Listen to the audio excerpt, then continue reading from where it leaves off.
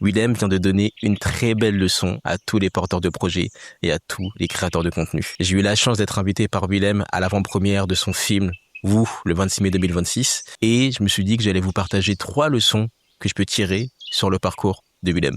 Si vous ne me connaissez pas, je m'appelle Ntoi, j'ai une agence de création de contenu, je suis également musicien, danseur, et j'ai fait un peu de comédie dans mes jeunes années.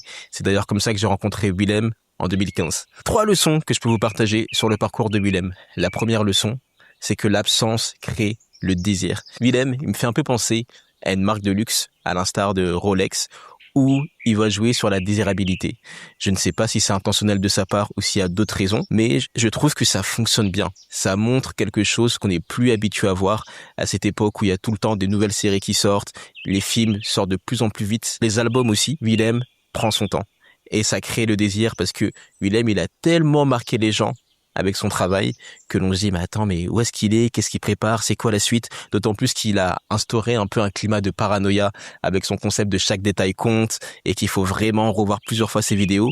Ça fait que on se demande tout le temps mais qu'est-ce qu'il prépare après. D'ailleurs, ça me fait un peu penser à ce que faisaient certains artistes. Je peux citer par exemple Michael Jackson, qui prenait beaucoup de temps entre ses différents albums, du moins entre Thriller et Bad, où il s'est absenté pendant plus de 5 ans pour justement préparer quelque chose de nouveau et choquer les gens. Son absence a créé du désir et Willem, il le fait très bien également. Donc, comment est-ce qu'on peut mettre ça en place dans nos propres projets? Peut-être qu'à certains moments, il faut un peu ralentir, il faut faire un peu moins de podcasts, apparaître dans un peu moins de vidéos, faire moins de projets et prendre le temps de travailler différemment, de revenir complètement transformé et de choquer les gens. Parce que quand les gens nous voient tout le temps, on fait partie du paysage. Il n'y a plus vraiment d'événements. Alors que si parfois on fait le choix, risqué certes, mais de mettre un peu plus de distance, on va créer après une relation beaucoup plus solide avec notre communauté.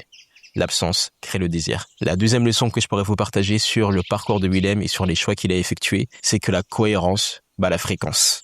À l'heure où tout le monde parle de publier 3 fois par jour minimum sur les réseaux sociaux, Willem montre qu'il y a un autre format qui est possible. Son format, c'est d'avoir une ligne éditoriale claire, d'avoir une cohérence dans son projet, dans ses différents projets, et vraiment de créer une communauté d'aficionados qui vont attendre chaque projet parce qu'ils sont réellement fans. La cohérence d'un projet. Les gens, ils cherchent pas forcément à avoir du contenu tous les jours, ils cherchent à passer des bons moments. Ça, c'est vraiment ce que j'ai retenu en étant à l'avant-première du Grand Rex. Les gens étaient juste contents d'être là, il y avait un dress code, le dress code c'était rouge, noir et élégant. Et les gens étaient contents, les gens étaient pressés tout simplement parce qu'ils savaient à quoi s'attendre avec Willem. Ils savaient qu'ils allaient en avoir pour leur temps, qu'ils allaient sortir du cinéma avec l'esprit complètement torturé en se disant mais attends, mais pourquoi est-ce qu'il a fait ça, pourquoi est-ce qu'il a dit ça, est-ce que cette image a un sens, pourquoi est-ce qu'il a un pansement sur le front. Tout ça, c'est une cohérence dans le projet. Willem, il a vraiment réussi à instaurer un peu un climat de paranoïa. Ça me fait penser un peu d'ailleurs à ce que faisait Hitchcock ou même Christopher Nolan dans une ère un peu plus moderne où il faut voir plusieurs fois les projets pour les comprendre. Et ça, c'est une cohérence. C'est une cohérence. Il y a par exemple, en jazz, il y a le easy jazz, le easy listening, du jazz qu'on peut écouter facilement. Et il y a une musique un peu plus poussée avec des accords plus compliqué à comprendre qu'il faudrait écouter plusieurs fois pour pouvoir l'intégrer. Pour poursuivre sur les leçons que j'ai pu tirer du parcours de Willem, c'est le fait de s'écouter, se connaître, prendre son temps. C'est d'ailleurs pour ça qu'aujourd'hui je suis posé dans la nature.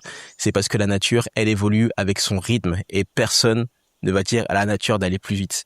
J'avais lu dans un livre il y a quelques années que ce n'est pas en tirant sur les racines d'un arbre qu'on le faisait pousser plus vite. Je pense que c'est pareil avec la créativité, les réseaux sociaux nous ont un peu poussé à faire l'inverse, mais savoir s'écouter, savoir prendre son temps, savoir accepter certains projets comme en refuser d'autres.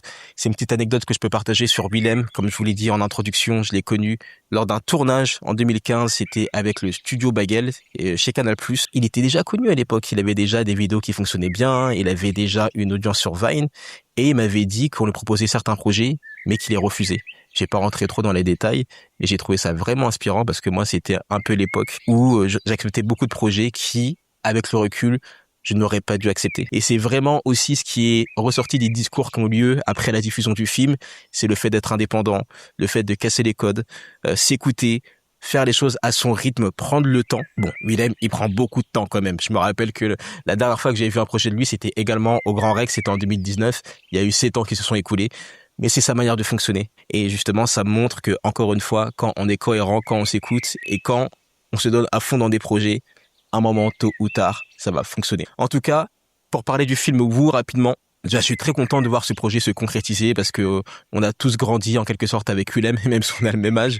On l'a vu commencer avec son téléphone et maintenant le voir au cinéma, en plus dans un cinéma aussi mythique que le Grand Rex, c'est vraiment inspirant. Ça pousse tout le monde à faire des projets. L'intrigue est incroyable, vraiment. C'est un film que je vais devoir revoir parce que j'ai pas tout saisi au premier visionnage. C'est pour ça que tout à l'heure je parlais de Nolan, notamment. C'est un film qui est très bien filmé, qui est très beau à voir, une très belle histoire. Ça fait mal. Il y a beaucoup de leçons qu'on peut tirer de ce film, notamment sur la nature humaine, sur ce que font les gens désespérés, ce que font les gens qui ont connu des injustices. Tout ça, on le voit dans le film. Donc c'est un film différent, c'est aussi ça la beauté de ce film, à une époque où il y a beaucoup de contenu malheureusement qui se ressemblent. C'est un film comme vous en avez jamais vu en France. Donc allez le voir, allez le voir, allez le voir. Merci en tout cas Willem, j'ai été très content de faire partie de cette avant-première parce que j'ai vraiment l'impression d'avoir vécu un moment historique. Donc en tout cas, c'était ce que j'avais à vous partager sur le film de Willem. Pour tous les porteurs de projets, pour tous les dirigeants, pour tous les artistes, vraiment, vous voyez qu'il n'y a pas de règles, on peut faire les choses avec notre propre rythme, qu'il faut vraiment juste continuer à bosser, qu'il faut continuer à y croire. Merci Willem pour ce rappel. Si vous aimez ce genre de contenu, je vous invite à vous abonner à ma chaîne, ou à m'écrire un message n'importe où vous verrez cette vidéo et à me dire ce que vous en avez pensé. À très vite.